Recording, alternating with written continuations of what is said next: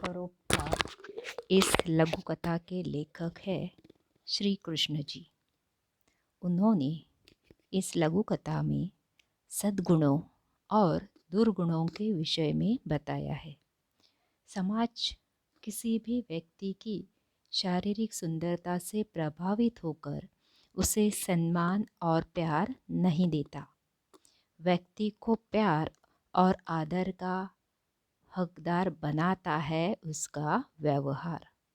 परोपकारी अच्छे गुण वालों को सब पसंद करते हैं, वहीं दूसरी ओर सुंदर पर स्वार्थी को कोई पसंद नहीं करता।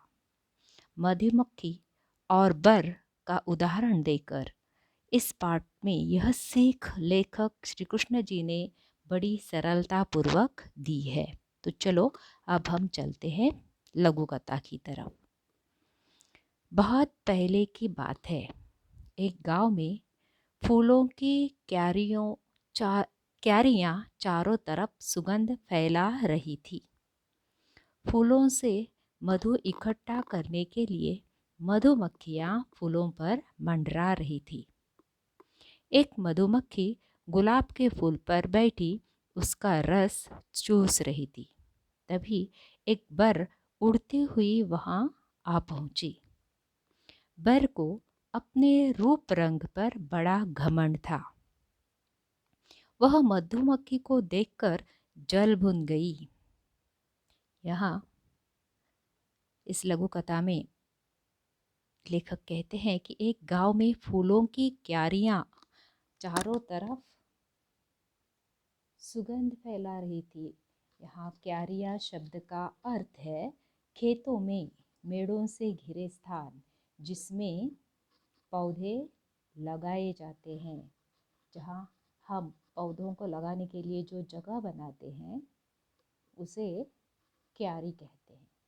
तो फसल क्यारियों में ही लगाई जाती है।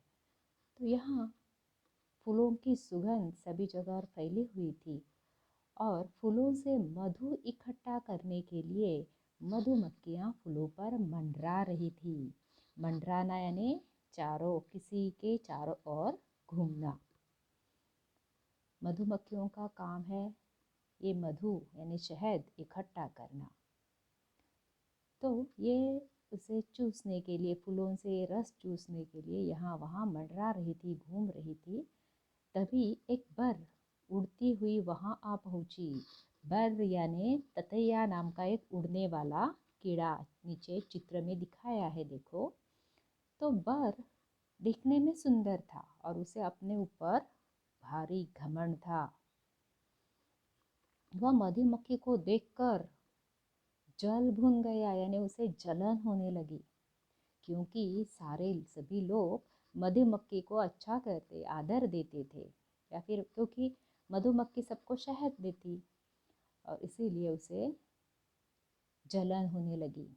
बर ने मधुमक्खी से कहा, हम दोनों में बहुत समानता है, हम दोनों के पंख है, हम दोनों उड़ सकती हैं, हम दोनों फूलों का रस चूसती हैं, हम दोनों डंक भी मारती है। फिर क्या कारण है कि मनुष्य तुमको पालते और मुझे दूर भगाते हैं?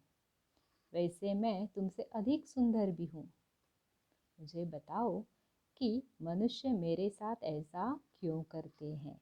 तो अब बर उस मधुमक्खी से सवाल पूछती है कि हम दोनों देखने के में बहुत से समानता है, यानी दोनों के पर है, जो समानता वाली बातें कहती है, हम दोनों के पर है, हम दोनों उड़ सकती है, शहद फूलों का रस हम चूस सकते हैं और साथ ही साथ यदि कोई तंग करे तो हम डंक भी मारते हैं। फिर क्या कारण है कि सब लोग तुम्हें पालते हैं और मुझे दूर भगाते? जैसे ही मैं दिखाई दी तो सब लोग मुझे पहले ही भगा देते हैं। वैसे मैं तुमसे अधिक सुंदर हूँ। वो मधुमक्खी से कहती है कि वो उस मधुमक्खी से भी काफ़ी सुंदर है, फिर भी लोग उसे प्यार नहीं करते, उसे अपने पास या फिर उसे नहीं पालते। मुझे बताओ, वो कहती है कि मनुष्य मेरे साथ ऐसा दुजा भाव दुत्कार दूर भगाते क्यों है।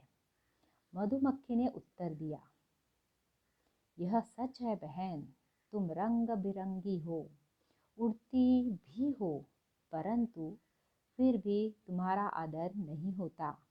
इसका कारण यह है कि कोई भी प्राणी सुंदरता के कारण नहीं, उतने अच्छे गुणों के कारण आदर पाता है।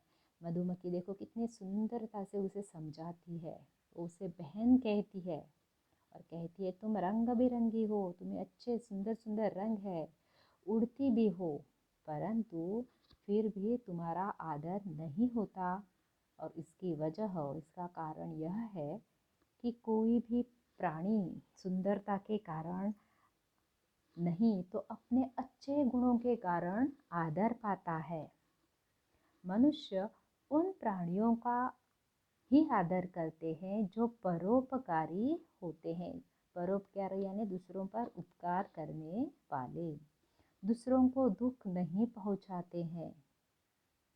तुम सुंदर हो, परंतु मनुष्य को केवल कष्ट देती हो।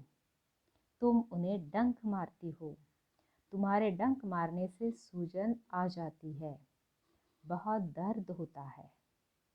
मैं उन्हें मीठा शहद देती हूँ, मैं उनके काम आती हूँ। यही कारण है कि वे मुझे पालते हैं और तुम्हें दूर भगाते हैं। मधुमक्खी उसे आगे भी कहती है कि जो परोपकारी होते हैं, दूसरों को दुख नहीं पहुंचाते हैं, उसे ही आदर मिलता है। वो बर से कहती है तुम सुंदर हो, परंतु तुम मनुष्यों को कष्ट देती हो, तुम उन्हें डंक मारती हो, जिसकी वजह से डंक मारने से सूजन आ जाती है। जहाँ वो डंक मारती है उसके बाजू में, उस चमड़ी पर सूजन आ जाती है, दर्द होता है और वो काफ़ी देर तक रहता है। मैं यानी मधुमक्खी ऐसा नहीं करती। जब उसे सताया जाए, परेशान किया जाए, तभी वह डंक मारती है, लेकिन बर बिना सताए भी आकर डंक मार सकती है।